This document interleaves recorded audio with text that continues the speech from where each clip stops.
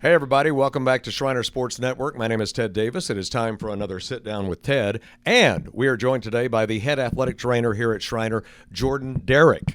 And welcome. Thanks for joining me. Appreciate it. Nice What's to your be with background? Where did you grow up? And tell me about yourself. you. Born in Grand Rapids, Michigan, so a long way from Texas. Lived up in Michigan, Grand Rapids area till about the start of my 5th grade year. Parents moved because of my dad's job, and we moved down to the DFW area. Stayed there for most of my time in high school, and then went to undergrad at Abilene Christian University. I got my bachelor's in kinesiology there, and then went out to the Health Science Center at Texas Tech University. I got my master's in athletic training. So how big of an adjustment was it? Was it in high school that you moved, or? It was start of 5th grade year. Start of 5th grade. What was the adjustment going from Michigan to Texas? It was pretty drastic. It was a big culture shift. The weather was vastly different. You go from about 9 months of winter up there to 9 months of summer. So they always kind of joke that you have thicker blood up north. Yeah. And fun story, the first couple of weeks when I moved down to Texas, I actually had a couple nosebleeds because my blood was just thinning out. It was just, they would just go kind of random at random times, and I just have a nosebleed randomly. So, well, I can't detect a Texas accent, so you never picked up the y'all or the drop in the G's, or I can do y'all now, but I can't do the only one I can't do. It's gonna hurt me to say this, but fixin' to. I can't do the fixin' to. I can do y'all. I've adopted that. My mom used to use fixin' to all the time, and I've always thought it was one of the greatest words in the Texas lexicon because it implies action, like it's a verb or something, but you're really doing nothing because you're not doing it yet. Yeah, I'm fixing to do something. You're about and to. There's no time limit. You could be fixing to do something in 5 minutes, or it could be 3 months from now. Yes. I'm fixing to do something. So what, did you play sports when you were growing up? I did. It might come as a little bit of a shock, but in high school I actually played soccer. I ran cross country because the soccer coach was also the cross country coach. But growing up I did play a little bit of basketball. So played that up until about high school, and I had a bunch of friends that were like, hey, let's just all play soccer. So I wanted to play sports with them and got into soccer. And then moving on into college, it was just, I didn't play anything competitively, but it was all intramurals. Everything intramurals. I did that in college. Now, I assume along the way, being an athletic person, you had some injuries. So what sparked your interest in being an athletic trainer? The big one, I think I pulled my right hamstring about 5 times. Okay. So it kind of just sparked the interest. I was growing so fast, so quickly going into high school. I had a growth spurt that was about 9 inches in 6 months. Wow. So yeah, the bones were way longer than the muscles and ligaments and tendons, and it just couldn't catch up. So I ended up pulling a bunch of hamstrings first couple of years in high school, and kind of the interest just peaked of, you know what, like why is this going on? I mean, I know it's growing pains, but how can I fix it? What can I do? So I just kind of was reaching out to people, reached out to the athletic trainer at my high school and got talking to him, and just kind of helped educate me a little bit, and just started a peak of an interest in the athletic field and the sports medicine side of things, and just trying to help myself deal with it, but then also learning to help others. Now, how many inches did you grow in? 9 inches in 6 months. 9 inches in 6 months. I had a good childhood friend going into summer. I ended up going up to Michigan, hang out with family and stuff. And by the time I came back, he was like, what the heck happened to you? So it was pretty funny. I was like, what are you talking about? He's like, dude, you're like 5 inches taller. What the heck? Yeah. So, well, I was kind of the opposite. I got to this height when I was in 8th grade. Okay. And I thought, okay, I'm going to 6 feet. No, I stopped. I didn't have any more growth spurts at that point. So you end up going to Texas Tech. Yep. What was it like in Lubbock? Because I grew up in Lubbock. I'm a Flatlander. Okay. Yep. Lubbock was good. I've always told people, and I've probably told a couple athletes here too, that if I could take the city of Lubbock and move it to Kerrville, I would for sure be here the rest of my life. I loved Lubbock. It has a great feel. Good little college town, but it's also not so big that you have all the traffic.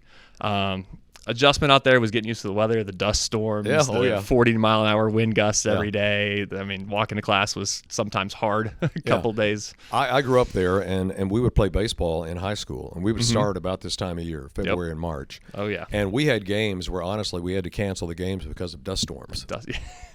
People don't believe that, but it's like New Mexico just comes over to Lubbock at that point. It was second day of class in grad school. Our professors, it was probably 1:30 in the afternoon, and I kind of looked out the window, and they were like, "Yeah, you guys go home. We're done for the day." And we're all like, "What?" And he's like, "Oh, storm's coming in." He's like, "You'll see when you get home. You got about 15 minutes. Drive safe." And usually it's in the spring, and then it'll be that way during the day, and people don't know this if they haven't grown up in Lubbock.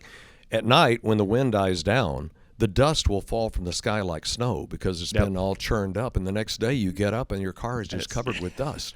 Yeah, we had it through the windowsills of our apartment. It was gross. So were you part of the tortilla toss? Did you ever do that at football games? I did one time, yep. Yeah. I ended up seeing, I think I was there for the classic Mahomes and Baker Mayfield shootout. Oh, yeah. That game was fantastic. It was so much fun to watch. It was a very, very, very long football game. I think it probably took a good 4 hours. Yeah. Are you still ticked off that they couldn't come up with a defense while Holmes was there? Mahomes was there? A little bit. Well, I mean, come on. He's scoring 65 points a game. They gave up 68. Yes. Yes. You felt bad for him at times because he's out there just doing every single thing possible, laying his body on the line. And they just always came up like one score short. I know. Stop somebody one time in the game. Oh, well, that's another story. I'll go on. Did you work with the athletic program at Tech? I did, but it wasn't the football team. I took kind of the route. We had 4 clinical rotations, so we had one each semester. And you kind of divided them up, and you had the choice of all the Tech sports. And the first one, they put you with a local high school. Okay. So I was out at Lubbock Cooper for that, my first semester. And then after that, you got to choose where you went. Basketball and football were both 2 semesters. Yeah. So I kind of took the buffet route of I wanted to get as much experience in a bunch of different settings as possible. So I ended up doing Lubbock Cooper, the high school. Then I went to Lubbock Sports Medicine, which was a clinic. And then I went to Lubbock Sports Rehab, which was their rehab facility with PTs and ATs. Yeah. And then after that, I worked with Texas Tech Track and Field, and that was pretty fun. So you end up coming here to Kerrville-Tybee. Tell me about that experience. It was great. I can't speak highly enough of Tybee. It's a fantastic school district. Love Tybee, specifically the high school. Had a great boss, Amy, over there. Shout out to Amy. She's fantastic. Loved working there, and just had the college itch a little bit. And when this opened up, I decided that I just needed to make the change, and because I missed the college setting a little bit. But I would imagine that the challenge here is you're a head trainer over all these athletic programs, and they have a lot of programs here. Yes. So how many athletes are you responsible for? If I had to guess, we're probably close to 400, 430, somewhere in there. Wow. Yeah. I mean, that's a lot of muscle pulls and bumps and bruises and nicks. And so, I mean, you got to be busy all the time. Yeah. Last couple of weeks, especially this time of year, they cross over between winter sports and spring sports. The winter sports haven't ended, but the spring sports have started. I don't even want to calculate my hours, but I'm probably pretty close to 60 or 70 a week. So how many assistants do you have? I have one, Kevin. He is actually currently in Missouri doing a military training now. So he told me over the Christmas break that he wasn't going to be back for the spring at least, but he'll be coming back in May. Now, in a way, you're on call 24 hours, aren't you? Pretty much. Somebody's got an issue in the middle of the night. You got to take care of that, don't you? For the most part, yeah. If it's something that could wait, then typically go there. And then I've got a good resource too with Dr. J here on campus, and some of the things that they can go see her for, they will. But yeah, kind of on call. I would assume that in your office you've got a really good ice making machine. Oh yeah, yep. Athletes come in and they're like, "Oh, you got the good Sonic ice." It's like, "Yep, got the good Sonic ice." Because that's the key to everything, isn't it? For the most part, you ice it first. Yeah, ice initial injury is really good, but yeah, it's So the most common injury is what? Sprained ankle? I would go with sprained ankle. I think that's number one. It's those walk in. I mean, usually 1 or 2 a week at least. Yeah. Second most is probably some sort of muscle pull, whether it be a hamstring pull or something like that. Is that from guys not warming up enough? It's hard telling. Hydration status affects a lot. Sleep schedule affects a lot. How much they've done days previously, all of that kind of factors into it. But I see teams, and when I was in the NBA, it really progressed to the point where the stretching was very important before and after too, in a way. How do you incorporate that into what you do? A good dynamic warm up is always the best in terms of injury prevention. Just getting the body primed and ready for activity, not going from sitting in class all day to 100% on the court or field. Usually prevents a lot of things. Get the blood flow going, blood flow to the muscles, everything like that. So that usually helps out the most. Do you get involved in their diet? Because they did at the NBA level. They tried, and then I would see like John Henson was a player for the Bucks, and he would just eat chili dogs before the game. So I do a little bit. How much do you get into the dietary part? Just a bit. I mean, usually if athletes come up and ask me certain questions of, hey, like, what would you recommend pregame or what would you recommend postgame, like that kind of thing. It's not really like hey, I want you to eat this, this, and this week. It'd be awesome if we had like a registered dietitian for that. Yeah. It's just a little much on my plate to do specifically that. I do kind of like that side of things because I think nutrition is a huge factor in injury prevention. Got to see a bunch of stuff at like Tech's track and field program, for instance. They used a lot of collagen for anybody that's gotten a muscle pull or a ligament issue or something like that. They would supplement like a protein shake after rehab or after their workout and just kind of backload on the collagen, and it helps the tissue growth. Yeah, when I was doing games with the Bucks late in our career, they would have breakfast for each player in the morning, and they would have a smoothie or something. Yep. And it was individually done. It had their name on it, and it was different ingredients going into each. So how did they come up with that? It's a lot of genetics. Some of that is just kind of what their specific tastes are. Because that goes into it. The athletes got to enjoy taking it. They're gonna abide by it and to be more acceptable or receptible to it if they know what is going to be in it and they like what's in it. But a lot of it is just kind of how much they've done, and they've got all the tracking systems to determine like how much they've done or what percentage effort they put in the day before. So they're going to add like more protein or like more collagen for the injured guys. Yeah. So they got a lot of high-tech stuff that's pretty fun. We're a long way from that Super Bowl where they had that picture of Lynn Dawson, the Kansas City quarterback, at halftime of the first Super Bowl against the Green Bay Packers. He's in the locker room, and he's wearing his uniform, and he's sitting there smoking a cigarette and drinking a Fresca. Yeah.